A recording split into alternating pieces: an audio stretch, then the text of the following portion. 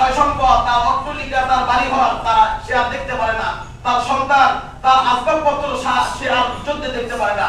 হঠাৎ চলতে চলতে হঠাৎ করে তার এক পা, এক হাত টুকরোর মধ্যে আসে, এক হাত অচল হয়ে গেছে। ওই দোয়া অনুযায়ী আল্লাহ তাআলা তার দুই হাতকে পঙ্গু করে দিয়েছে। হঠাৎ করে তার এক পা পঙ্গু হয়ে গেছে, চলতে পারে না, লাফিয়ে চলে, কষ্ট হয়। ওই দোয়া অনুযায়ী খিজির আলাইহিস সালামের দোয়া অনুযায়ী তার দুই পা কি হয়ে গেছে, এরকম অচল হয়ে গেছে, সে আর চলতে পারে না। যে দুনিয়ার সৃষ্টা মানুষের দিক থেকে আল্লাহ তাআলার কাছে চাওয়া যাবে না।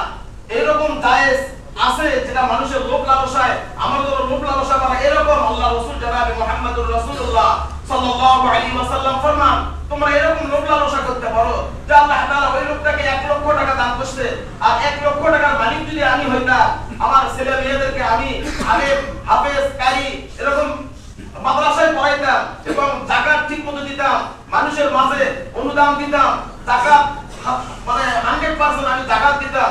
এই লোভ লালসায় যদি সংসার বা টাকা পয়সা কেউ কামাইতে চায়, জায়েজ পন্থায় কষ্ট স্বীকার করে সেগুলো কামাই করা জায়েজ। আর একটা জায়েজ হইল যে লোভ লালসা যেটা জায়েজ, আল্লাহ রাসূল জনাবে মুহাম্মদুর রাসূলুল্লাহ সাল্লাল্লাহু আলাইহি ওয়াসাল্লাম ফরমান যে আলেমদের মতো যে একজন সহিহ করে কোরআন শরীফ তেলাওয়াত করে, সহিহ